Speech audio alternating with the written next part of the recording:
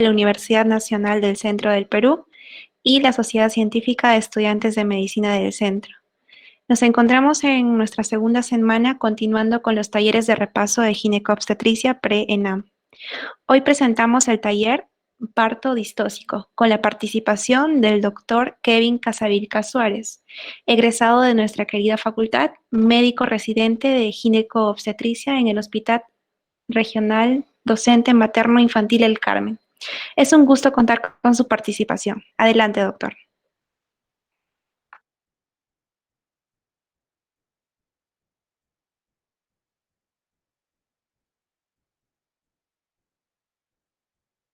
Sí, disculpen el inconveniente, chicos. Primero quiero que me confirmen, por favor, si todos me pueden escuchar. Sí, doctor, lo escuchamos. Genial, buenas noches con todos. Disculpen la demora. Vamos a comenzar con la exposición. En sí es un tema bastante, es la mayor parte casi de todo lo que es el segmento de obstetricia, de lo que todos ustedes han llevado o van a llevar. Tengo entendido ya que cierta parte de este tema ya lo han hablado ustedes con el doctor Malma, sobre todo lo que es el trabajo de parto.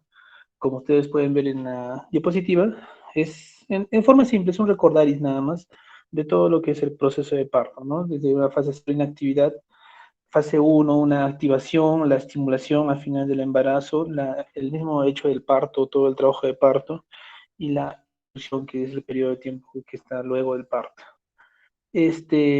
Antes, hace muchos años, se hablaban sobre las teorías de inicio de trabajo de parto. Muchas veces se había discutido sobre cuál es el desencadenante, ya que en modelos animales respecto a modelos en seres humanos hay una gran diferencia respecto a cuáles son los factores o los componentes que desencadenan este trabajo de parto. Actualmente ya se sabe o se tiene con más certeza. Hay una publicación en el New England Journal sobre el mecanismo en cual se desencadena este trabajo de parto, ¿no? Ustedes ya lo han revisado, la hormona reguladora de la corticotropina, que es prácticamente el desencadenante de todo lo que es el trabajo de parto.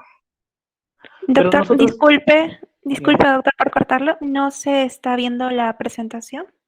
no, No, permítanme, por discúlpenme, favor. chicos. Claro, claro, claro, discúlpenme. Ok,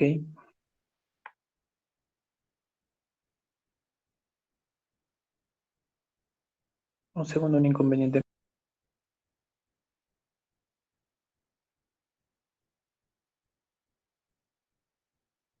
Sí, permítanme, chicos. Confírmenme, por favor. ¿Me ven la presentación? Ahora sí, doctor. Perfecto. Entonces, la que les hablé al inicio, sobre las etapas, ¿no? De todo lo que es el parto, la regulación de esta actividad uterina, más que nada que va a ser el embrollo de todo esto durante todo el embarazo, todo el periodo de parto.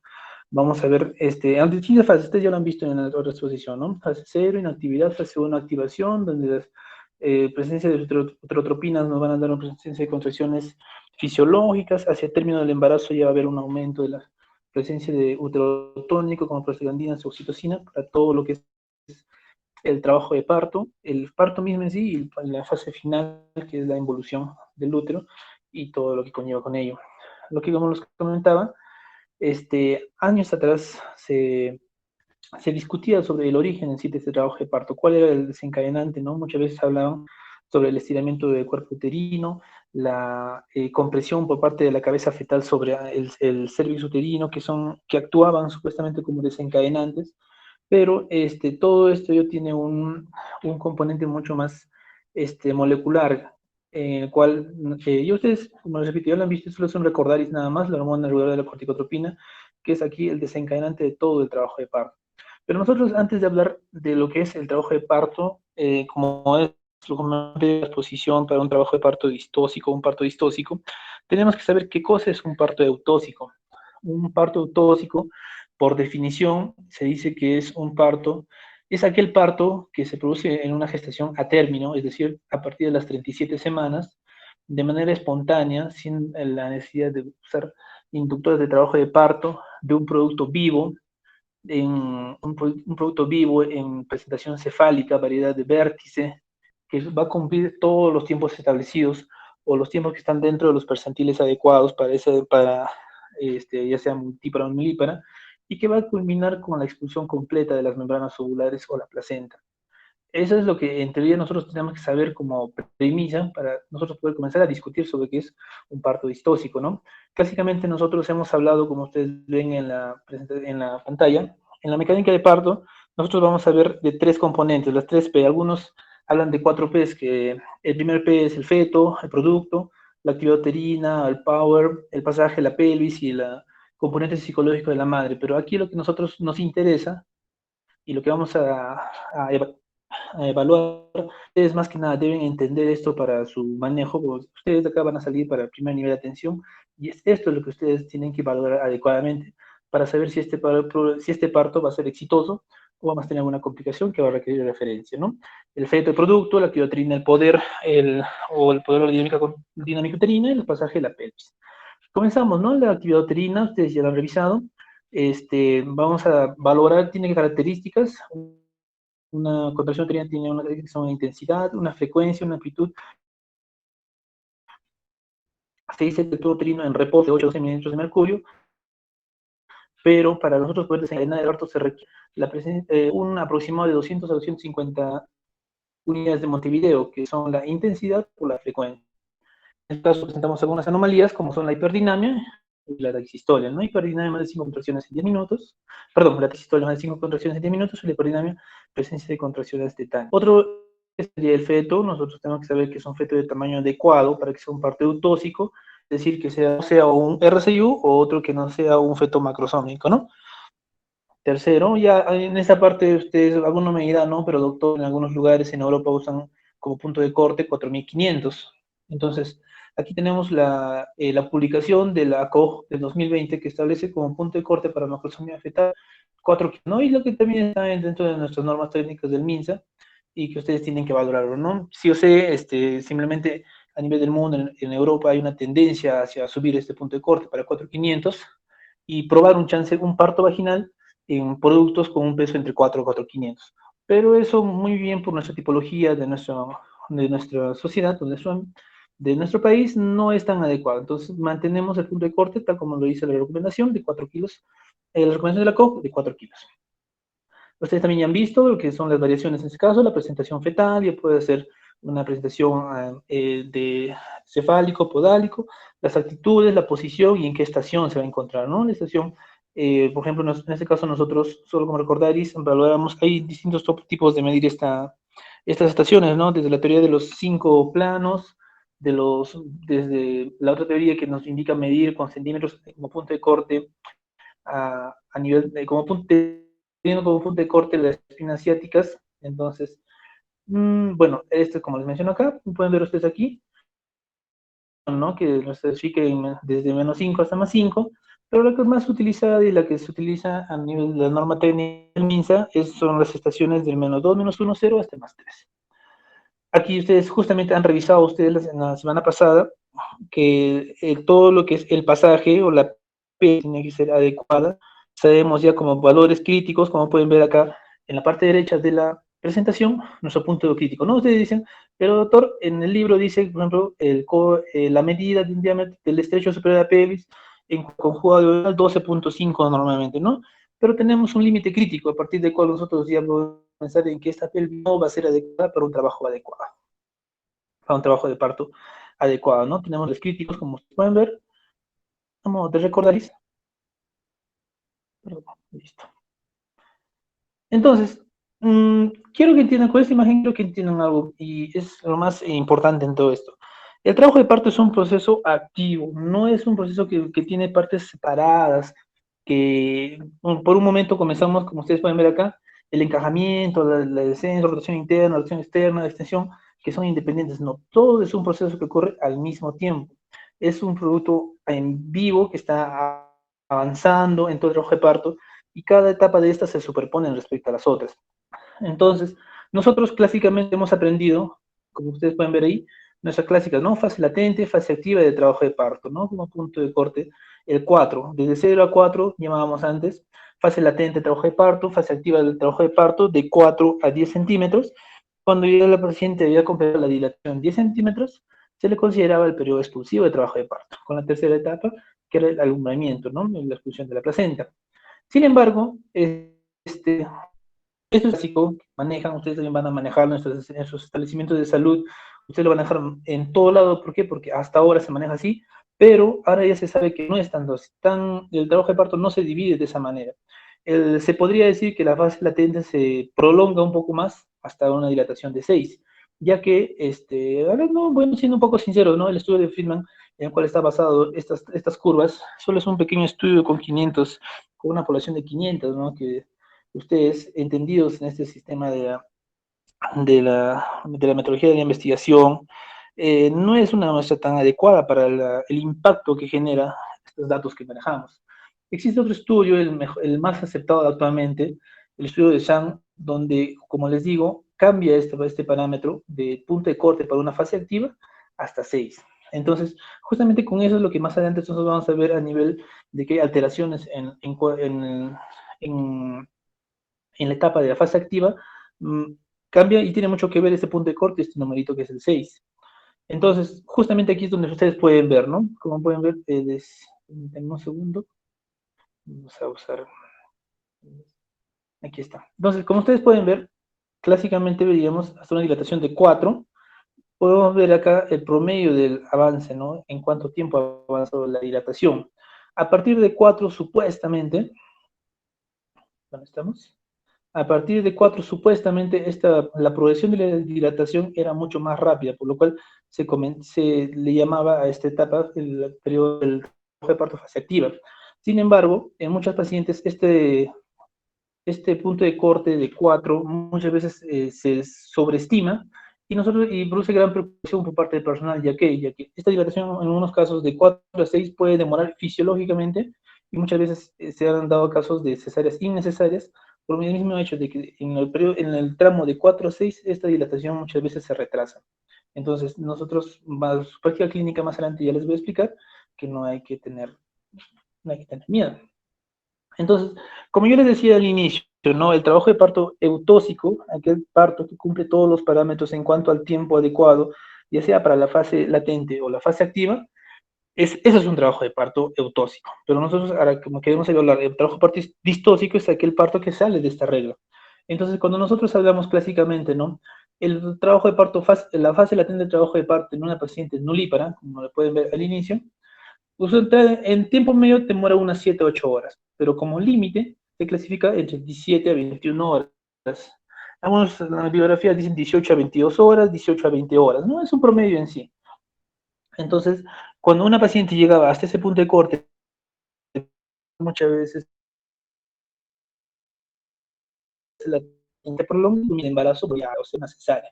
Del mismo modo, valoramos, por ejemplo, como ustedes pueden ver, el periodo de dilatación, ¿no? Que significa el parto latente y fase activa, en un promedio de 6 a 13 horas, ¿no? En un promedio de una mujer, entre comillas, estándar, disculpándole el término. ¿Por qué? Porque, bueno, se dice que la dilatación es en promedio 1 centímetro por hora, entonces 6 a 13 horas completan o cumple la dilatación desde 0 hasta 10, es un promedio. Pero como límite dicen hasta 30 horas, ¿no? Juntando las dos etapas de trabajo de parto. Del mismo modo, ustedes pueden ver más abajo, en cuanto a las pacientes multíparas, el periodo latente de trabajo de parto es un poco más corto el tiempo límite, de 12 a 14 horas como tiempo límite. Eso nos da una cierta, entre comillas, podríamos decir, ¿no? Una tranquilidad de que podemos esperar hasta unas 14 horas para ver que avance el trabajo de parto y no desesperarnos, como muchas veces se ve en los hospitales, ¿no? Que ya están 12 horas, ya están 10 horas, no avanza la dilatación. Paciencia. ¿Sí? Entonces, aquí está el punto de todo esto. Yo les decía que inicialmente nosotros valorábamos, según las curvas de Friedman, como punto de corte 4. Y como ustedes pueden ver, este es el partograma de la OMS recomendado, que tiene como inicio el 4 para las curvas de alerta y de acción. No sé si se ve bien, alguien me puede confirmar. Miren, la curva de trabajo de parto, según el partograma de la OMS, comienza con 4. ¿Por qué? Porque tradicionalmente se consideraba que 4 es el inicio del trabajo de parto fase activa. Entonces, cuando se catalogaba a una paciente como una detención del trabajo de parto fase activa, se catalogaba cuando más allá de una dilatación de 4, en presencia de dinámica uterina regular, el trabajo de parto no avanza o no dilata más allá de 4 horas. Y ustedes pueden controlar, o como ustedes pueden ver acá en esta imagen, entre este segmento y este segmento existe 1, 2, 3, 4 horas. Supuestamente ese es el corte. Para nosotros decir, hay una alerta, usa algún inductor, usa algún útero tónico, una acción, culmina el embarazo de una vez. Pero nosotros ahora ya tenemos, con el nuevo estudio, tenemos una nueva manera de abordar a esta paciente, teniendo como punto de corte 6. Y como última etapa del todo el trabajo de parto tóxico, la explosión de la placenta, ¿no? Utilizamos maniobras clásicas como Brana Andrews, maniobra de Crede, para hacer el agrumamiento dirigido, ¿no? En esta parte nosotros siempre hay que entender, ejemplo, llega una paciente de emergencia y te reportan que la placenta no sale, ¿no? La causa más común de referencias, la placenta, ¿no? Una retención placentaria. Entonces, al momento tú de hacer la evaluación, tienes que decir, ¿esta placenta se ha desprendido, ha descendido o es un problema acá en la expulsión? Entonces, hay signos clásicos, ¿no? Como el signo del pescador, el signo de la pinza, para nosotros determinar si esta placenta se ha desprendido o no se ha desprendido. Si se ha desprendido pero no puede descender, y si es que ha ascendido a nivel cervical ha habido una obstrucción para que pueda ser expulsada. Y no, no es todo. Nosotros entonces tenemos que saber los trastornos de la fase latente. Como ya les dije, nosotros tenemos una paciente que va a llegar a la fase latente desde 1 hasta 4. Ustedes ya van a saberlo tácitamente que hasta 6. Una fase latente en pacientes nulíparas va a demorar como máximo de 17 a 21 horas. Entonces, ¿qué tienen que hacer? Paciencia. En el primer nivel de atención van a ustedes identificar a esos pacientes con dilatación 1, 2, que la evalúan en la noche, sigue avanzando, y muchas veces la preocupación por parte del resto del personal, de la familia, te dicen, y está pasando algo, pero tú sabes que la dilatación en una paciente nulípara o una primigesta va a llegar como máximo hasta 17, 21 horas, entonces con toda la paciencia del mundo y toda la calma del mundo, sabes que es un trabajo de parto que está dentro de parámetros normales, y no hay que preocuparse y hay que tener simplemente paciencia. Tenemos caso contrario, multíparas, ¿no? Que como máximo va a llegar hasta 12 o 14 horas. Son casos raros, usualmente muy pocas veces sucede, porque la multiparidad es un factor predisponente para que, incluso para que tengan un parto precipitado, pero de todos modos siempre hay que recordar, como máximo tenemos en este caso 12 a 14 horas y hay que esperar con toda la paciencia del mundo. En este caso, en trastornos de la fase activa, lo que les decía, ¿no? Pues normalmente la curva progresaba a 1 cm/h, con un punto de inicio de 4, y supuestamente dentro de 6 horas ya debería producirse el parto, ¿no? Comenzamos con la paciente que inicia el trabajo de parto en dilatación 4, pasa una hora y llega a 5, pasa otra hora 6, 7, si se fijan la curva sigue el signo de la curva, 8, 9 y 10 y se produce el parto en más o menos 6 horas luego de el 4. Pero muchas veces esto no sucede, ¿no? Como justo como en el caso clínico que les he planteado, es una paciente que ingresa con 5 de dilatación. Entonces muchas veces nosotros vamos a ver trastornos, en este caso no es un trastorno en cuanto al producto, no es un trastorno en cuanto a la pelvis, porque supuestamente es una pelvis ginecoide, pero es un trastorno en cuanto a la dinámica, porque hay una hipodinamia uterina. Entonces, en este caso se usaría, como vamos a hacer ya al momento de solucionar el caso clínico, oxitóxicos de la oxitocina para mejorar un componente del trabajo de parto, que es el power, ¿no? La dinámica uterina, o como dicen vulgarmente, el motor. Entonces, cuando nosotros hablamos de un trastorno de la fase activa, vamos a tener en cuenta que 3 criterios. Uno, la dilatación tiene que estar por encima de 6. Si tú tienes una paciente que está con 4 o 5 de dilatación, no te asustes, no te preocupes. Mientras los latidos estén bien, tienes que esperar. Y es lo mejor para tanto fisiológicamente para la mamá como para el bebé. Criterio número 1 para nosotros es el diagnóstico de trabajo de parto, fase activa, estacionaria o de tensión secundaria o primaria de la dilatación. En cuanto a la fase activa, dilatación 6 como mínimo. Que las membranas ovulares estén rotas. Ustedes saben muy bien que la herida de las membranas ovulares al momento de hacer esta ruptura espontánea o ya sea artificial es un estimulante muy potente para continuar y ayudar con las contracciones, y 2, con la dilatación. Y tercer criterio es que sean 4 horas o más de contracciones uterinas adecuadas. Y no sé si alguien entre el público presente puede decirme qué se refieren cuando son contracciones uterinas adecuadas.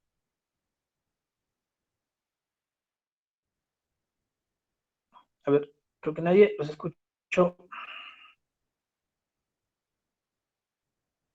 Ok, chicos. Ok, no se preocupen. Cuando nosotros hablamos de contracciones uterinas adecuadas, nos referimos específicamente a la presencia de 3 a 4 contracciones dentro de 10 minutos, con un tiempo de duración de entre 60 a 90 segundos y con una intensidad catalogada en función a las cruces, en 3 cruces, o sea, de una intensidad máxima. A eso se refiere cuando son 4 horas o más de contracciones adecuadas. O, según el libro, pero aunque no se practica actualmente, o en la práctica no es adecuado, 6 horas o más de contracciones inadecuadas. Entonces, dentro de esta fase activa tenemos tres cosas, ¿no? El producto, supuestamente es un producto adecuado. 2, es una pelvis adecuada.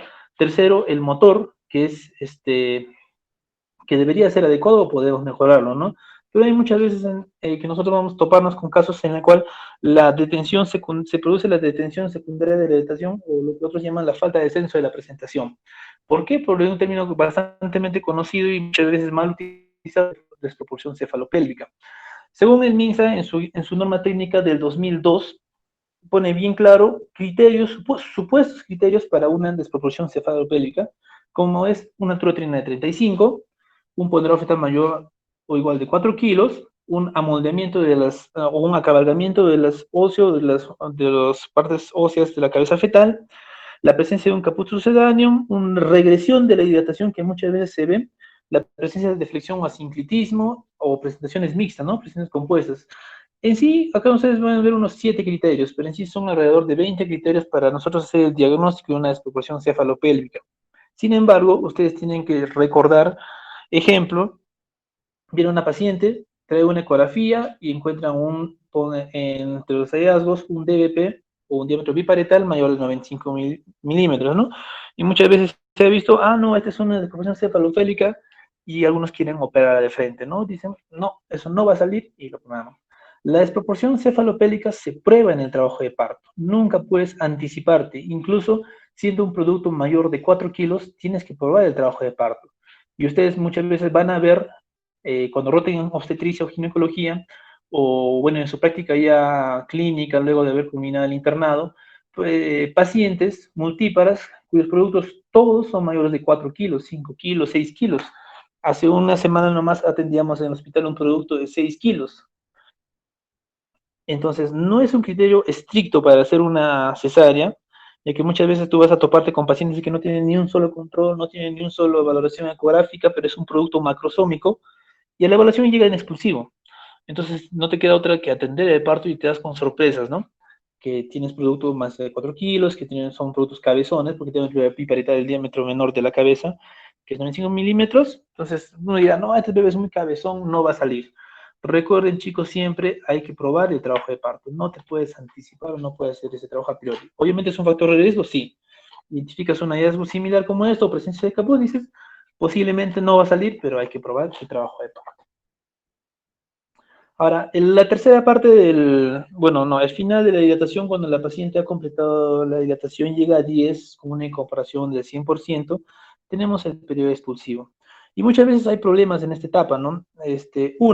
A veces los pacientes o el personal que atiende a esta paciente se desespera, no valora adecuadamente la altura de presentación en estos casos, y mandan a expulsivo, y tenemos expulsivos prolongados que no son expulsivos prolongados.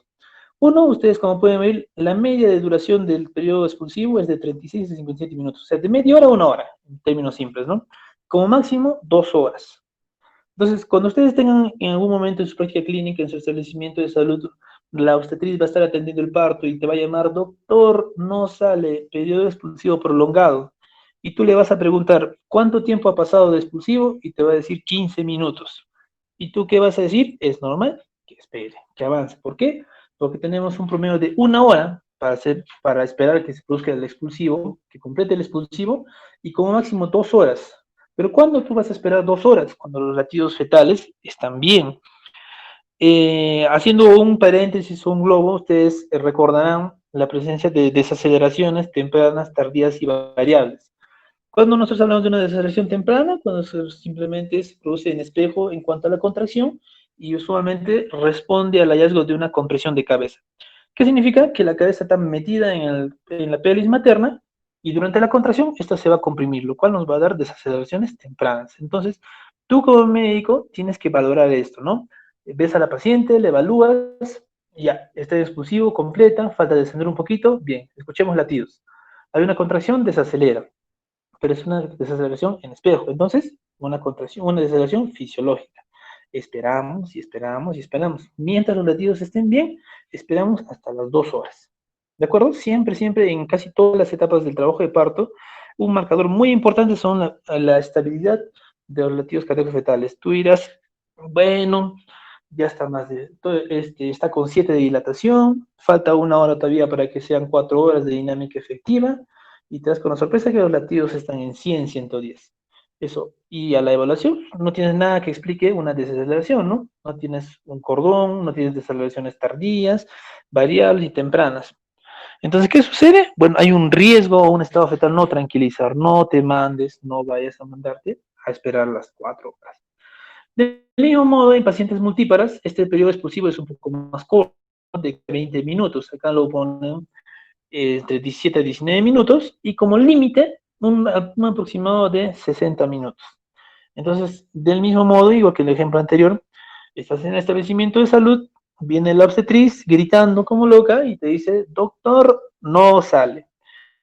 Vas, evalúas, ¿cuánto tiempo ha pasado? 5 minutos. ¿Qué vas a decir? Espera, nada, esperas. ¿Por qué? Porque tenemos como límite hasta 1 hora para el expulsivo. ¿Ya, chicos? Ustedes pueden ver acá analgesia epidural y es una técnica que muchas veces eh, han escuchado, ¿no? Trabajo de parto sin dolor, trabajo sin dolor.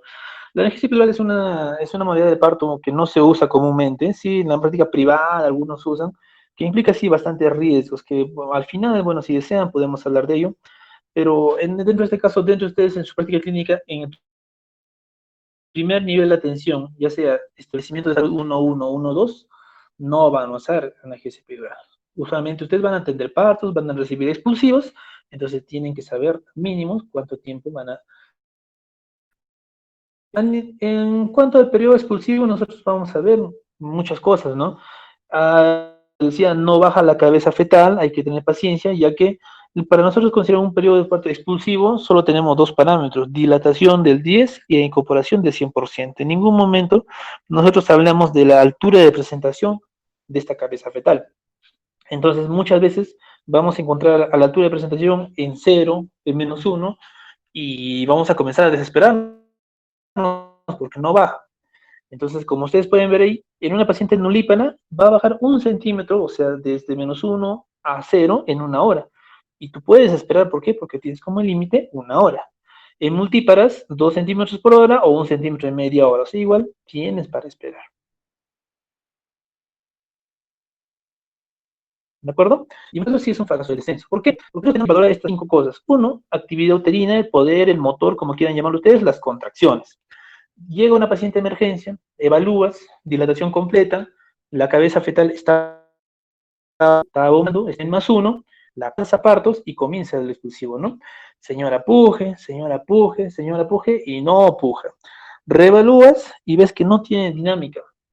La dinámica usualmente, como ustedes han visto al inicio, ustedes ya saben ya, ¿no? La fase activa tiene un proceso de aceleración máxima y un momento de detención de esta aceleración, ¿no? Cuando hay una meseta en cuanto a la dinámica uterina. Entonces muchas veces esta meseta se hipodinamia, en este caso, en pleno expulsivo. ¿Qué vamos a hacer? Vamos a mejorar el motor con oxitocina. Tercero, frecuencia cardíaca fetal, lo que les dije. Mientras los latidos del bebé estén bien, podemos esperar. No hay nada de qué asustarse. Vemos desaceleraciones, valoramos. Es una desaceleración temprana, tardía, vemos que es variable en un momento. La posición fetal. Muchas veces ustedes habrán visto, ¿no? Tradicionalmente hablamos de una variedad posterior persistente, es una indicación de cesárea. Pero en algunos lugares van a aprender o muchas veces van a ver que el occipito posterior derecha llega a 7, 8, no va a girar, opéralo. Y eso no está bien, es una iatrogenia. ¿Por qué? Porque la cabeza fetal puede rotar en pleno expulsivo y existen maniobras para producir esta rotación de la cabeza fetal. Entonces, no es una indicación absoluta. Nosotros evaluamos dónde está el occipucio, es una ilíaca posterior, es una ilíaca anterior, es una transversa, no sé la verdad, y en ese momento defines, ¿no? Si puedes ayudar a rotar, o simplemente hay que esperar un poco más. ¿Por qué? Porque se dice que las variedades posteriores tienen un cierto tiempo de gracia para nosotros tener paciencia o esperar un poco más. Y obviamente la perimetría clínica, ¿no? Alguna vez a ustedes les va a pasar. Llega una paciente en expulsivo, un adolescente, 15, 16 años, aquellas personas pequeñas en talla, y muchas veces no tienes tiempo para valorar bien la pelvis materna. ¿Por qué? Porque en sí a veces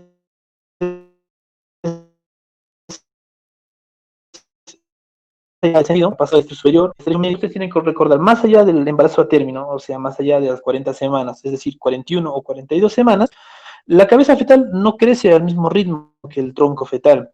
La cabeza casi se va a mantener en estática, lo que va a seguir creciendo es el tronco, en este caso los hombros, y sigue creciendo al mismo ritmo que han hecho durante el último trimestre.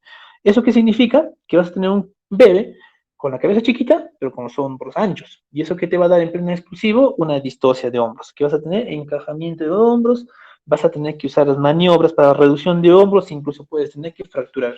Entonces, chicos, uno, la perimetría clínica. Incluso muchas veces ustedes van a ver pelvis infundibiliformes, donde el estrecho superior es adecuado, el estrecho medio es adecuado, pero el estrecho inferior, el diámetro biisquiático, es reducido. Muchas veces ni siquiera va a llegar a 8 centímetros, 7, 6 centímetros. Entonces, a veces dices, ya, la cabeza bajó del primer plano, el segundo plano tiene que pasar al tercer plano y no nos damos cuenta de este pequeño detalle y lo mandamos expulsivo. Y ahí es donde ocurren las desgracias.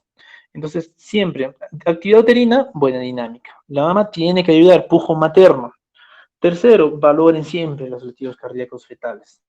Fetal, que sea una variedad anterior, usualmente las recomendadas ideales, pero si es posterior, no se asusten, podemos esperar a que rote o ayudar en la rotación y la perimetría, ¿no? Para no toparnos con sorpresas. Y bueno, ahora sí, es prácticamente a grandes rasgos los trastornos, lo que nosotros podemos tener. Definitivamente es mucho más, es un mundo inmenso más. Nosotros desde solo hablar en la desprovisión cefalopélvica, como ya les dije, que se tiene que probar el trabajo de parto y nosotros tenemos que valorar uno de los 20 criterios, tenemos que probar el trabajo de parto y en pleno trabajo de parto recién identificamos las DCP. No existe, ¿no? Yo sé que ustedes, muchos de ustedes que ya han rotado obstetricia en algún lugar, habrán escuchado, ¿no? Primigesta con la cabeza fetal no encajada, no va a salir programa, ¿no? Y algunos te hubieran escuchado eso, pero tienen que probar el trabajo de parto. Por más que tú encuentres un hallazgo ecográfico de un diámetro biparietal mayor de 95, o un supuesto pondrá fetal, porque incluso la ecografía es operador dependiente. Algunos ecografistas son más o menos un bebé, te pondrá un bebé de 4 kilos y será un bebé de 2 kilos y medio. Entonces, hay que tomarlo con pinzas y todo se prueba en el trabajo de parto. ¿Ya, chicos? Y bueno, creo que eso sería a grandes rasgos, ¿no? Trabajo de parto fase latente, las alteraciones, el trabajo de parto fase activa, nuestras detenciones más que nada, ¿no? Porque obviamente tú vas a meter una fase activa, vas a dejar que esta paciente entre en fase activa, ya tienes que haber valorado la perimetría. Ya tienes que saber que es un bebé de un tamaño más o menos adecuado, que tiene condiciones para entrar en trabajo de parto. Porque no vas a meter una paciente a fase activa y reventarla con oxitocina teniendo una pelvis estrecha o teniendo un producto de 4,500. Y dice, no, hay que probar el trabajo de parto. Hay cosas ya también que no son iatrogénicas, ¿no? Y ustedes saben que primero no hay que hacer daño, pero tampoco hay que pasarnos. Ya chicos, eso sería todo. Si alguien tiene alguna duda, con mucho gusto. Y si alguna parte que no hemos hablado, lo aclaramos acá nada más. Ya chicos.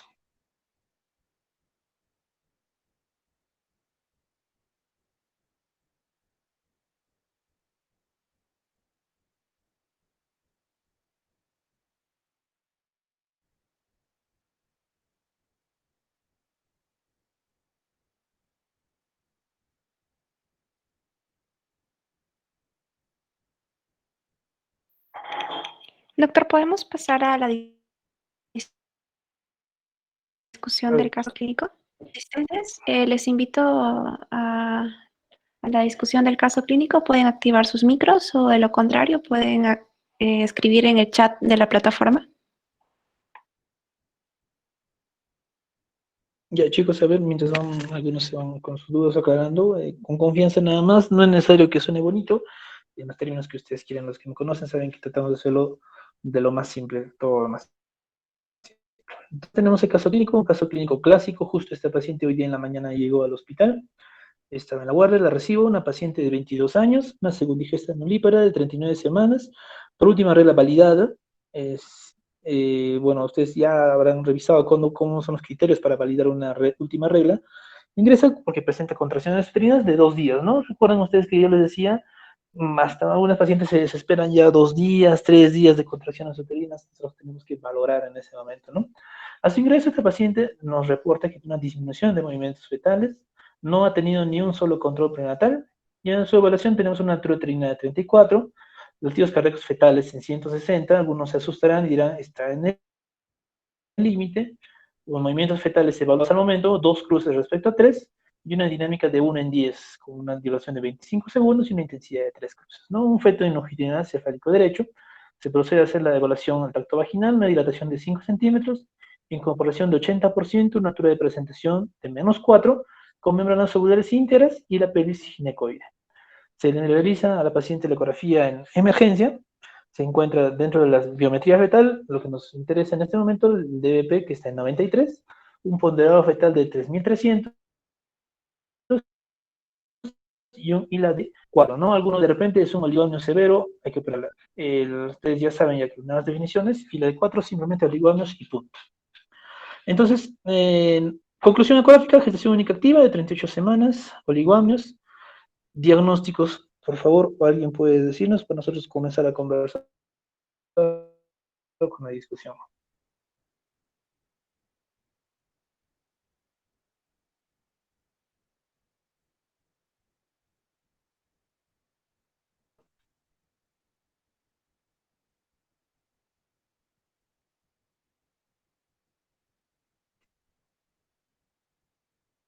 Ya, ok.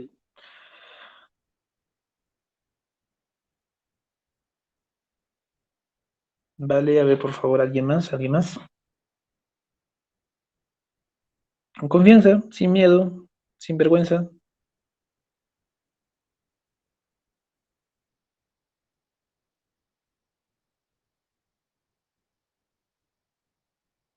¿Alguien más, chicos, para pasar?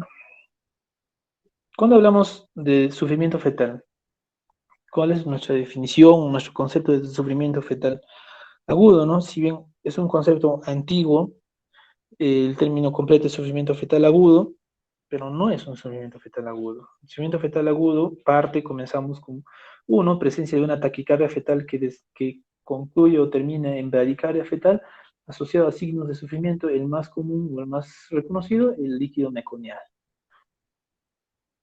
Correcto, fase activa.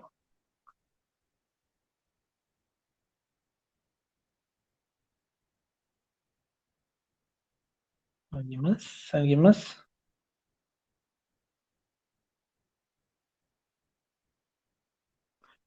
Ya chicos, a ver, veamos. Bien. Como yo les decía al inicio, nosotros siempre, cuando tenemos una paciente en trabajo de parto, exactamente, con distocia dinámica, ¿no? Nosotros tenemos que valorar las 3P en este caso, ¿no? Es un producto de tamaño adecuado, ponderado fetal 3300, un tamaño adecuado. Es una gestación a término, es una gestación a término. Tercero, la pelvis es ginecoide. Y por último, la dinámica o el motor. ¿Tiene buen motor? No. En una fase activa se dice que la mayoría de las pacientes ya deben presentar una dinámica uterina efectiva. ¿Qué quiere decir eso? 3 a 4 contracciones, 60 a 90 segundos, de una intensidad, como en unidad de Montevideo lo ponen 350, pero para cosas simples, nosotros vamos a decirle 3 cruces. Entonces, producto adecuado, pelvis ginecoide. ¿Cuál es el problema acá? La dinámica uterina, ¿no? Que está de 1 en 10. Entonces tenemos una hipodinamia uterina, un trabajo de parto disfuncional. ¿Por qué? Porque hay una hipodinamia uterina. ¿Algo más, chicos?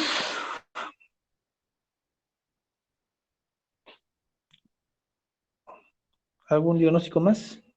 La frecuencia cardíaca fetal 160 será normal. Nos asustamos, lo operamos, lo observamos. ¿Qué hacemos?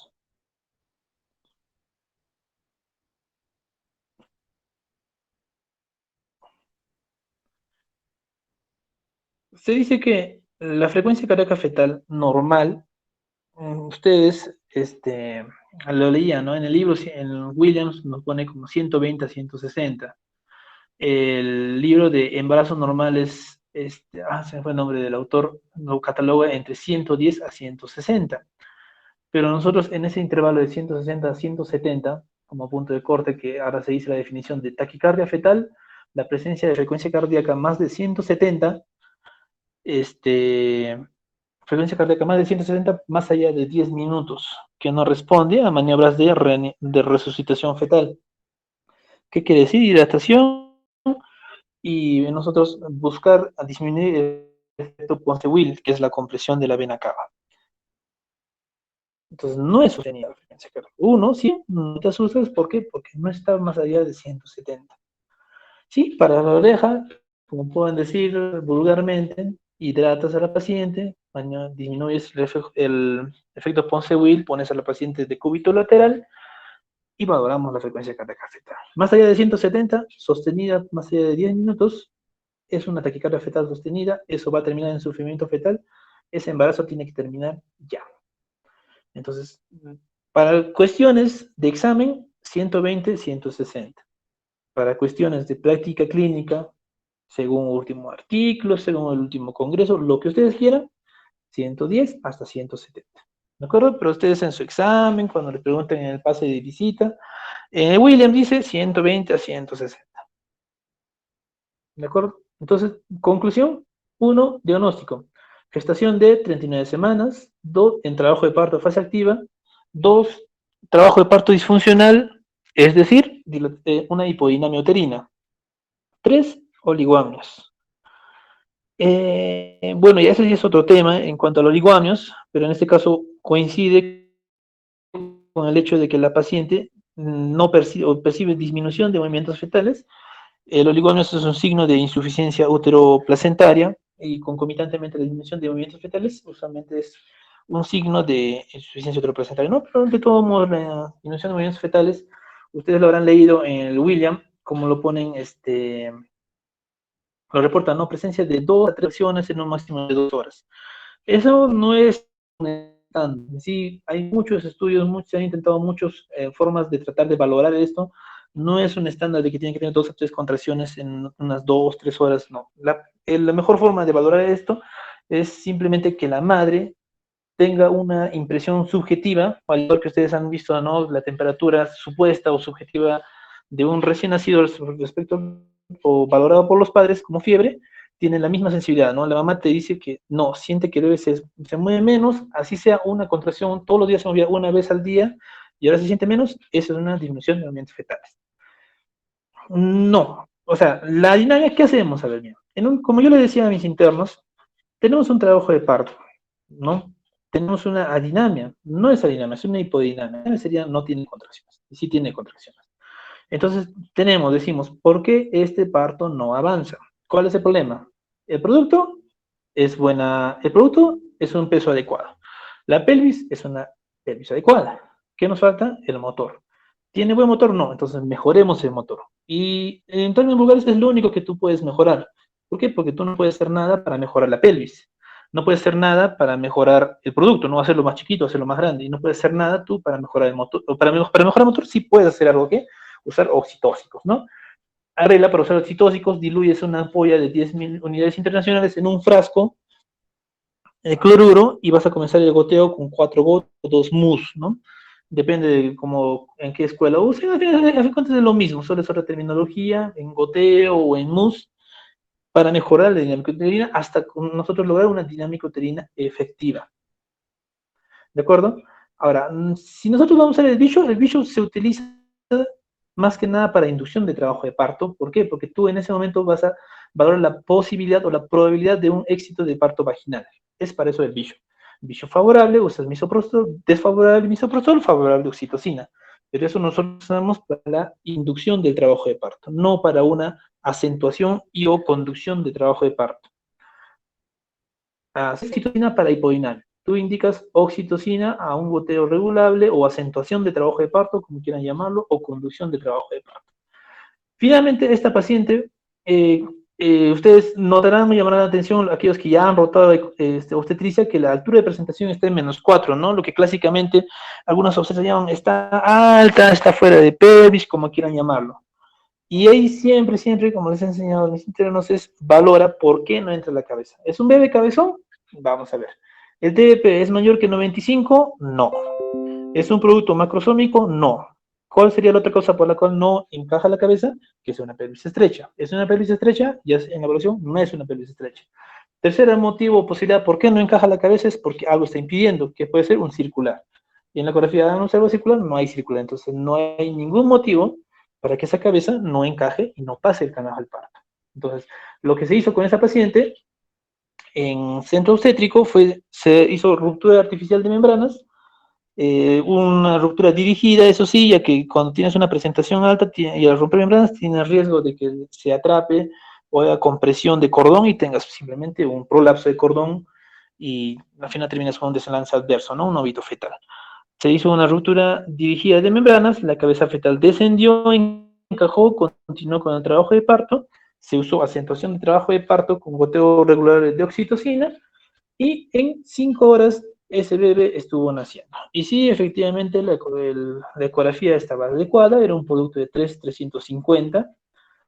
Y bueno, al final fue un parto, entre comillas, normal, pero aquí viene la tercera pregunta. ¿Este fue un parto distóxico o eutóxico?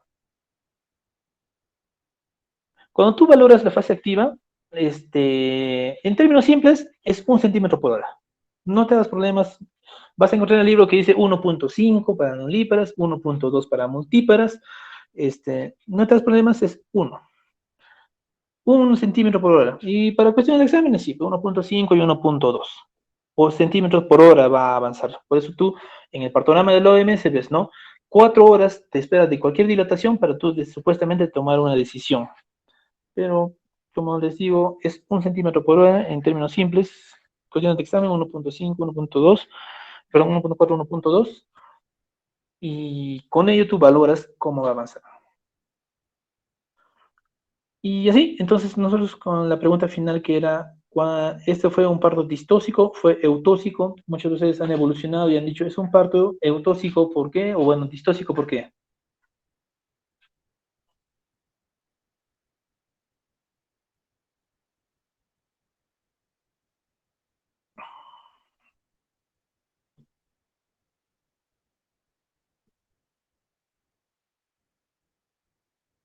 Ya, ok. Entonces, como les había dicho al inicio, un parto tóxico, aquel que inicia de manera espontánea, de un producto a término, vivo, que cumple los tiempos adecuados, que no necesita apoyo o, bueno, apoyo medicamentoso para completar sus tiempos y que termina con la expulsión completa de las membranas, ¿no? En este caso, esta paciente ha requerido ayuda con acentuación de trabajo de parto con oxitocina, entonces es un parto distóxico por conducción. Y bueno, es una cosa simple, ¿no? Una cosa sencilla. Definitivamente es mucho más de lo que les he dicho, es otro mundo, es un montón. Pero para ustedes, para mi primer nivel de atención, me parece que esto es lo que tienen que saber. Tenemos una pregunta, doctor. Dice, ¿cuánto tiempo es lo máximo que puede durar la fase activa? Mm, creo que ya lo expliqué. O sea, tú, como podemos ver nosotros en nuestra presentación, ¿no? Ya les mostré. El periodo de fase latente puede llegar hasta 21 horas. La dilatación completa hasta un máximo de 3 horas. En promedio, el periodo de dilatación fase activa tiene que demorar unas 6 horas, máximo hasta unas 10 horas, pero no, es 6 horas, ¿no? Como les decía, en el libro ustedes van a ver la dilatación progresa a un ritmo de 1,4 centímetros por hora en pacientes nulíparas, 1,2 centímetros por hora en pacientes multíparas, pero tú a la evaluación nunca pones, pues nunca valoras la dilatación diciendo, esta paciente está con una dilatación de 5,1 y en 2 horas le revalúas y está con una dilatación de 6,5, está avanzando bien. La dilatación usualmente se valora en términos de números enteros, entonces tú valoras 4, 5, 6, grosso, en números de 1, ¿no? En ningún lugar se valora jamás, de los jamases, que se ponga 1,1 de 1. Está con dilatación de 4,5 y en una hora de 6,9 y en otra hora de 9,9. Jamás. Para tú preparar tu acentuación de trabajo de parto, conducción, para tu prueba de posee, lo que tú quieras, o tu inducción de trabajo de parto, se usa una dilución de 10 unidades internacionales en un frasco de cloruro de 1000 cc. Entonces tienes 10 unidades en 1000 cc, o 1000 mililitros. En 1 mililitro vas a tener 0.001 unidades internacionales. 1 mililitro equivale a 20 gotas. Entonces, cada gota tú vas a tener 2 microunidades internacionales de oxitocina, ¿no? Por eso el goteo regulable, el goteo usualmente se pone así, ¿no? En forma de goteos en algunas escuelas, comienzan con 4 gotas, o sea, de 8, o algunos te ponen como mousse, ¿no? 2 mousse, progresas a 4 mousse, 6 mousse, depende a la escuela que tú manejes. Bueno, donde te enseñan, al final de cuentas es lo mismo, solo en 2 idiomas diferentes.